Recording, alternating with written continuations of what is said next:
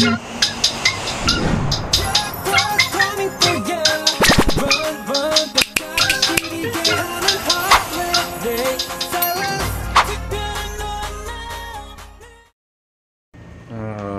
morning guys. Ngayon ay April 21, 2024. Video number 194 ko na ito. Itong video na ito, or by the way pala, kung papanoorin po ninyo mula ngayon hanggang sa dulo, tulong na lang po ninyo sa watch hour ko. Okay? Itong video na ito ay malimit kong ginagawa sa Gospel and Homily ni Father Anton C. T. Pascual, presidente ng Radyo Veritas at chaplain ng St. Padre Pio Chapel, Shangri-La Mall. Okay? May oras pa kayo magsimba mamayang 4, 5, 6, 7, and 8 p.m. Sa San Felipe Neri Parish, Mandaluyong. Dito lang yan sa Mandaluyong. Okay? So huwag kalimutan magsimba. Is 4th Sunday of Easter, Good Shepherd Sunday. Parang vocation, call for vocation. Okay, Good Shepherd Sunday. Okay, so ngayon kaya nakaganyan na ako, ready to serve na rin ako. Okay, pagbalik ko nasa Shangri-La Mall na ako. Oh guys, nandito na ako sa Shangri-La Mall. Kaya humina ng boses ko kasi may nagdadasal na sa likod ko. Kasamahan ko si Brother Sunny. Hello. Yan dyan yung apo niya. Ayan, ang apo niya. Hello. Ngayon ay 4th Sunday of Easter or Good Shepherd Sunday. So huwag kalimutan magsimba. May oras pa kayo ng 6 p.m., 7 p.m. at saka 8 p.m. sa San Felipe Neri Parish dito rin sa Mandaluyong. Okay? Pagbalik ko sa Gospel and Homily na ni Father Anton C. T. Pascual, ang presidente ng Radyo Veritas, and at the same time chaplain po namin dito sa St. Padre Pio Chapel dito sa Shangri-La Mall. Okay, pagbalik ko nandun na. Let us now honor the Holy Gospel.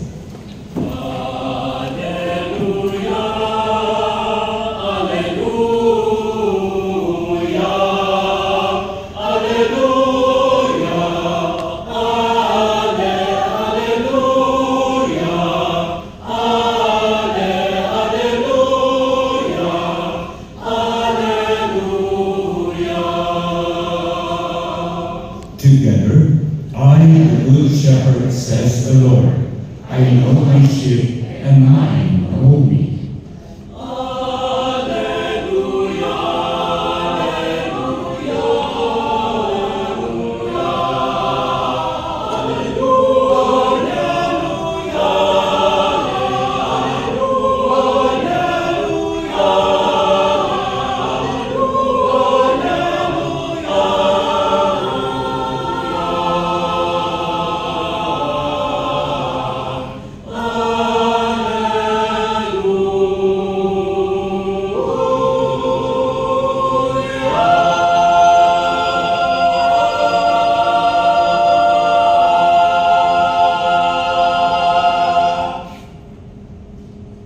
The Lord be with you. And with your spirit. The Gospel according to St. John. Glory to you, O Lord. Jesus said, I am the Good Shepherd. A good shepherd lays down his life for the sheep.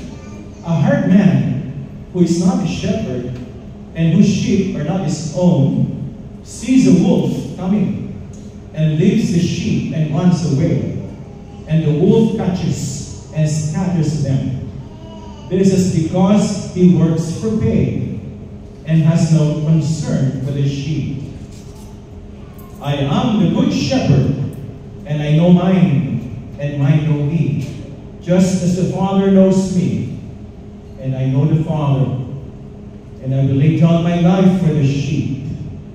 I have other sheep that do not belong to this fold. These also I must lead, and they will hear my voice, and there will be one flock, one shepherd. This is why the Father loves me, because I lay down my life in order to take it up again. No one takes it from me, but I lay it down on my own. I have power to lay it down and power to take it up again. This command I have received from my Father. Church of Sean, the gospel of our salvation. Praise to you, Lord Jesus Christ. Good evening to everyone. Good evening, Father. Reconcilio from Antique. So today, as we celebrate the fourth Sunday of Easter, fourth Sunday of Easter, we are taught of this beautiful image of Jesus Christ as the good shepherd who laid down his life for sheep. Shepherd-sheep combination. Leader-follower. Jesus is the good shepherd. A leader that leads us to the path of righteousness and eternal life. Feed us like a sheep. Protect it from the wolves. And guide it to the right pasture. The good shepherd. A very powerful image of Jesus Christ as we continue to appreciate Easter season, reminding us of the victory that ends all victories. The victory of Jesus Christ in this world over sin, evil, and death 2,000 years ago. That's why as the follower of the Good Shepherd, as sheep, we must be empowered so that we too may be victorious over sin, evil, and death, especially in the world today. That's why we have to appreciate this powerful symbol of the Good Shepherd. But what is very amazing with Jesus Christ and the source of strangeness and radicality of his teaching, he is focused on himself. Nakafocus sa sarili niya ang mga pronouncement of Jesus Christ. Not like Buddha, not like Confucius, not like Muhammad, that they are focused on Allah, on Yahweh, on the transcendent spirit. Pero si Kristo, napansin niyo na siya mga powerful claims. Powerful claims. I am the resurrection and the life. I am the way, the truth, and the life. I am the good shepherd. Kaya nga sabi ni C.S. Lewis, the great trilemma of C.S. Lewis, ano to si Kristo? It's either he's a liar, a lunatic, or really the Lord. Kasi nakatulong sa atin. Parang obsessed, self-obsessed. That's why they don't believe in him. They doubt him. But of course, we know the story. Although he was killed on the cross, he resurrected, the symbol of his victory, that he is who he says he is. If he is who he says he is, then we should, as sheep, offer our life to Jesus Christ, who is Lord. Dapat ay isuko ang ating buhay sa Kanya. That's why in the powerful first reading from the Acts of the Apostles, chapter 4, there is no other name under earth that will save us but the name of Jesus. Jesus is Lord. And we say that? Jesus is Lord. I am the good shepherd. Nagtagumpay si Kristo, ibig sabihin totoo na siya nga. Kung sino siya. I am the good shepherd. I am the Savior of the world. That's why let us try to reflect on this. To be a shepherd following Jesus Christ, to be a leader following Jesus Christ, first and foremost is to be good. Good. Alam mo sa Tagalog, napakaganda ng kahulugan ng good. Kaya mo pa sa Pasig, no? Brother Bert. Ang sa Tagalog, pag sinabing good, mabuti. Pag sinabing good, mahusay. Pag sinabing good, maayos o maganda. Napakaganda ng translation, no? Good. And in our spirituality, there's always a dictum. Everywhere I go, every time we call God good. God is good. Ano sagot natin? All the time. And all the time, God is good. Pero the question is, why is He good? Okay, why is God good? So this evening, let me share with you some thoughts. Why is God good? What is the goodness of God? Three things. Three moments of the goodness of God. God is good because of creation. The goodness of God in creation. Always remember, God created everything in this world, the heavens and the earth, both visible and invisible, to be good. In Genesis chapter 1, verse 31, and God saw everything that He has made, and He found it very good. Hindi lang good. Nilikha ng Diyos ang lahat ng bagay sa mundo, at ang sabi niya, very good. Kaya all of us were created by God to be very good. Do you believe that? Yes. Kaya sabi mo sa katabi mo, you're very good. You're very good. Kaya hindi tayo nilikha to be bad. No? That's why we need to be responsible for our freedom. That was our topic last Sunday. Use your freedom toward the good, the common good, toward God. God is considered the summum bonum. People, God is the summum bonum. Can you say that? Summum bonum. The highest good. The highest good. God is the highest good. God is not only good, not only very good, not only common good. God is the highest good. Summum bonum. That's why God created us out of goodness. No?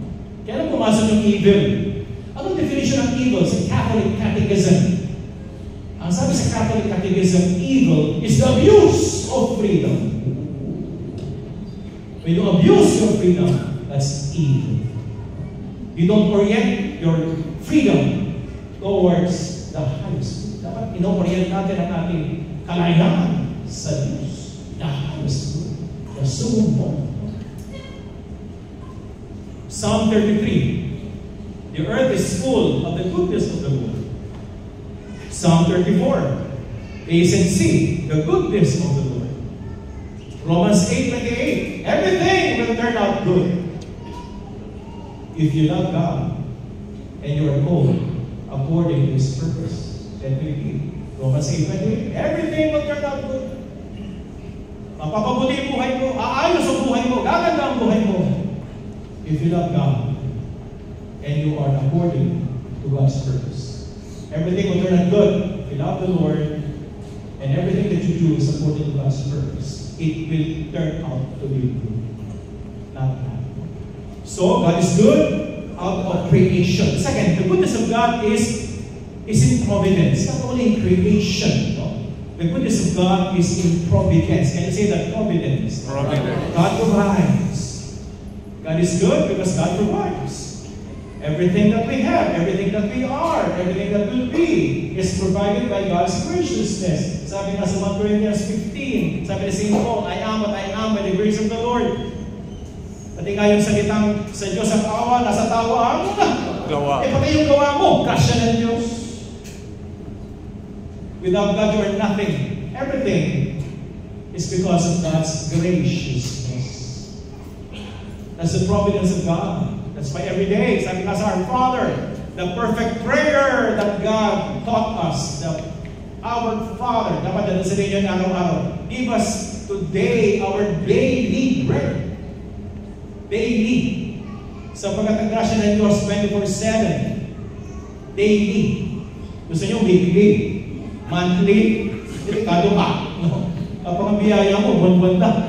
Dapat araw-araw, oras-oras, minuto-minuto, segundo, pagpapalain tayo ng Diyos. Amen? Amen. God is the source of my supply. Can you say that? God is the source of my supply. One more time. God is the source of my supply. Every time in the morning, Lord, you are the source of my supply. Provide all my needs today, spiritual and material. You are the great provider. That's why God is good. Because of providence. Not only because of creation. God is good because of providence. And third and last, God is good because of redemption.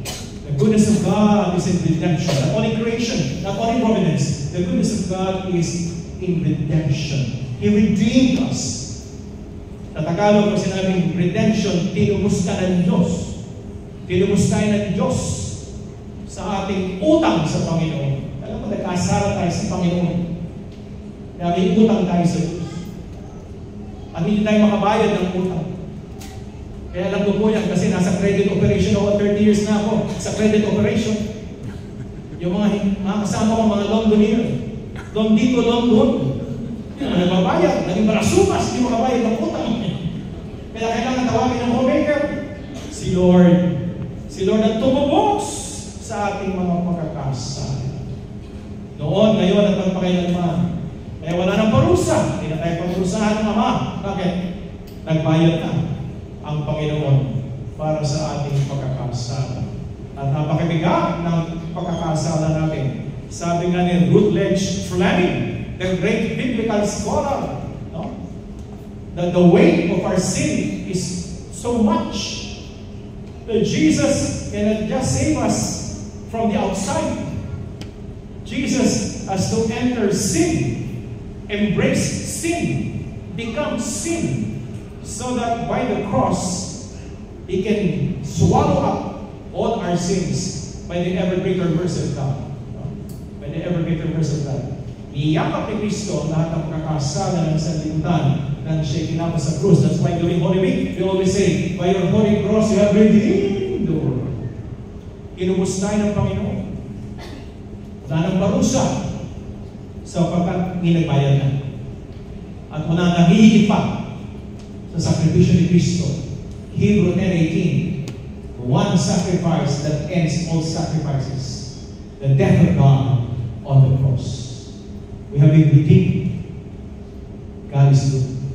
Amen. Palagpakan natin sa Diyos. Next time, brothers and sisters, kapag narinig nyo, God is good, ano sagot? All the time. All the time. God is good. Why? Because of God's goodness in creation, in providence, in redemption. Let us go deeper in this Good Shepherd Sunday. In modern times, we call shepherding as leadership. Pag sinabing shepherding in modern times, you call that leadership. That's why they need good leaders. Not only good shepherds, good leaders in the world today. Because leadership matters. Sabi ko sa inyo, leadership matters. Napakahalaga yan. Sa bawat pamilya, sa bawat samahan, sa bawat organisasyon, sa bawat korporasyon, sa bawat kooperatiba, sa bawat NGO, leadership matters. Sa bawat bansa, sa bawat mundo. The world is in a mess because we have a leadership crisis. Even in our country, unfortunately, with due respect, we have a serious problem with our government leaders. I'm talking about the Marcos family and the Duterte family that recently are exchanging word war. Very antagonistic, very toxic, diametrically opposed, seditious. Talking about assassination, we have a very serious problem. Lalo na yung mga bumoto sa kanila. With due respect. Dati sinasabi lang adik! Sabi naman ng isa sumobra lang ng kanyang fentanyl. Ngayon, di ba na? Kaya usapan. Bangag yan, crybaby. Sumbong ng sumbong sa Amerika at Japan. Sabi lang ng isa, yung ginawang gentleman's agreement is treason. Ang exchange of words. Very volatile, very violent, very seditious. As leaders, yung mga lalaking mga narito, we're all leaders here. Si Elmer is a leader on his own, an entrepreneur. Diba? What do we do when there are conflicts with one another? We talk. That's dialogue. That's what I do. That's what we do. Let us pray that the Dutertes and Marcoses sit down and settle their differences, not in the media, my God, among themselves. Like what good politicians should do for the sake of our country and the majority of the people that hoped for their leadership. They were gifted. Always remember that, huh? The Marcoses and the Pitetas were gifted. A special gift by our people to be voted by the majority of the people. And most of them are poor because they are hanging on at them. Pero yung unity team, mukhang ugly team na ngayon. At minsan nagtataka ka, talaga bang may unity from the beginning? O slogan lang nila? We pray. We don't judge. We pray. Because we need good leaders. Always remember that. And what is Jesus, the Good Shepherd, teaching us about leadership? Let me share with you. Isang meron ito pinagkaiba ang leadership and management. As you know that, no? Leadership is where are we going? Management, how do we go there? That's the difference between leadership and management. Alam mo po yan. Kasi in the Catholic Church, I'm a manager. I manage Radio Veritas, I manage Talents Manila. But in my work in the cooperative and NGO, I'm a leader. I provide. The first characteristic of a leader is ahead of his flock. Ahead. Ang isang leader, nauna ka sa iyong pinamumunuan. Always remember that you're ahead of the sheep, you're ahead of your flock, you're ahead of your follower. Why? Because a leader, you have to provide a direction, strategic direction. That is the role of the leader. Kaya kung meron po kayong organisasyon dito, meron kayong kumpanya, organisasyon, korporasyon, kooperatiba, NGO, hindi lumalaki, walang direksyon ng inyong organisasyon, wala kayong leader. Wala kayong leader. Pag meron kayong manager, but not the leader. A leader provides the direction. Where are we going? You provide the vision, the raison d'être. Nakilang hangad, what is our purpose in our organization? That is the first role of a leader. Jesus Christ, John 10:10. Ano ba ang vision of Jesus Christ? John 10:10. I came to give life in all its fullness. He came to heal, to feed, to raise the dead. Because Jesus' vision is to give life in all its fullness. Kaya nang siya'y pinatay ng tao, nabuhay siya ulit. Because his vision is to give life in all its fullness towards eternal life. Paliwanag ang vision ni Kristo. Ikaw, paliwanag ang vision mo sa buhay mo, sa pamilya mo, sa negosyo mo, sa trabaho mo. That is the purpose of a leader. You are ahead of the flock to provide the direction. But, brothers and sisters, hindi ka lang palagi nakatuon sa harap. Titingin ka rin paminsan-minsan sa likod. Bird, baka nag-iisa ka na lang. Yung mga flock mo, naiwan na malayo milya-milya. Ang bilis mo kasi naiwan na sila. Kaya paminsan-minsan, titingin ka sa likod. Kung kasama mo pa yung flock. Amen? And the second characteristic of a leader, according to Jesus Christ, is a leader is also among his people. Among, not only ahead, but also among. That's why Jesus established a church, a caring and sharing community. That's why Jesus is commanding us to love one another, take care of each other. That's why Jesus said in John 15, they will know that they are my disciples because they love each other. Kaya nga sabi ni Pope Francis, the shepherd must smell like the sheep. Dapat pare-pareho tayong amoy. Yung pinamumunuan mo, pare-pareho tayo ng amoy. Kaya paminsan-minsan, inaamoy mo ang asawa mo. Bakit ba naamoy ng asawa mo? Hindi na kayo makaamoy ng asawa mo. Hindi na kayo makaamoy ng mister mo. Hindi na kayo makaamoy ng kapwa mo, board of director or CEO. That's why sometimes we have to be among, we have to be one with the people that we lead, one with, dialogue with, work with. Diba? Teamwork, network, synergy. That's why a leader is not only ahead, he must also be among the people that you lead. And third and last, before we end, the third characteristic of a leader is not only ahead and among, sometimes a leader must also look behind the flock, behind your group, behind the people that follows you. Why? Kasi minsan, diretso tayo, dito tayo pumunta, gusto! Dito tayo magninegosyo, dito tayo magpoproyekto. May naiiwan, may napapabayaan, meron mga nasa laylayan. Because not all people can follow our pacing. Brothers and sisters, not all people can follow our pacing, our movement, our direction. No? There are people who are weak, weaker than many of us. And you know that. Yung mga tao, the weak amongst us are left behind. Why are they weak? Bakit sila mahina? They're weak intellectually. They're weak emotionally. They're weak physically. They're weak spiritually. And they're weak financially. Hindi makasabay sa akin. Kaya sa leader, paminsan-minsan, pumunta ka sa likod ng pack, sa likod ng team, sa likod ng group, baka kami naiiwan. May sakit, may disgrasya, nabilayan, pinahina ng loob, nalugi, natalo, pinalas. Kailangan alalayan natin.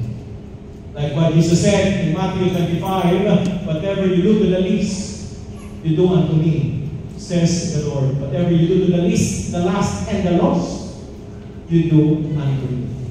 Tulad ng mga magulang na natin ito. Meron ako tinanong na isang nanay, tagal ito, a long time ago, sabi ko sa nanay, mahal mo ba lahat ng anak mo? Ang sabi na sa akin, hindi mo pala. Hindi mo mahal ang lahat ng anak mo? Dapat patay-patay. Hindi mo pala. Bakit hindi? Mas mahal ko po yung isa. Mas mahal ko po yung mahina sa pag-aaral. Mas mahal ko yung mas napag-iwanan ng kanilang mga kapatid. Whatever you do to the least, you do unto God, says the Lord. That's why in the church, that's what we do. That's what I do. No? I have to go, once a month, I have to go to the squatters community. Kaya makita ko ano nangyayari. Pero iba nangyayari sa taas, iba nangyayari sa baba, baka magulat kayo. Pag napunta kayo sa squatters community, iba nangyayari doon. Pag napunta kayo sa ilalim ng mga tulay, iba nangyayari doon. Pag napunta tayo sa probinsya, this coming June, I'll be going to different provinces. Iba nangyayari sa probinsya, iba nangyayari sa atin dito sa Shangri-La Mall. We're not in touch with reality when we're here in the mall. At marami na pag-iiwanan sa ating bansa. That's why as good leaders, following Jesus Christ, the good shepherd, as we continue our celebration, let us appreciate the power of the resurrection, reminding us that Jesus, the victorious one, is the good shepherd. And He is good because of creation. He is good because of providence. He is good because of redemption. And as followers of Jesus, as good leaders, we must always look ahead, provide direction. We must always be among the flock, love and care for them, and we must also be behind in order to take care of the least, the last, and the lost. Amen. Salamat pala sa pagpili ninyo mula kanina hanggang ngayon. Ibang ganda ng pag-explain ni Father Anton C. Pascual yung about Easter. Dalawang klaseng din-explain niya. Three characteristics. Bawat isa. Diba? Ang ganda ng pag-explain niya. Okay, so sa muli natin pagkikita, don't forget to like, share, and hit the notification bell with the all button para malaman ninyo kung anong up-and-coming videos ko. And please do comment down there kung ano masasabi ninyo sa video ito. And please do subscribe my YouTube channel. And please do follow me on my TikTok, Instagram, and Facebook. Sa muli natin pagkikita, Shalom Aleichem. Hey guys, it's Echo and I'm with Luis Santos. Yo, check out this vlog. Thank you.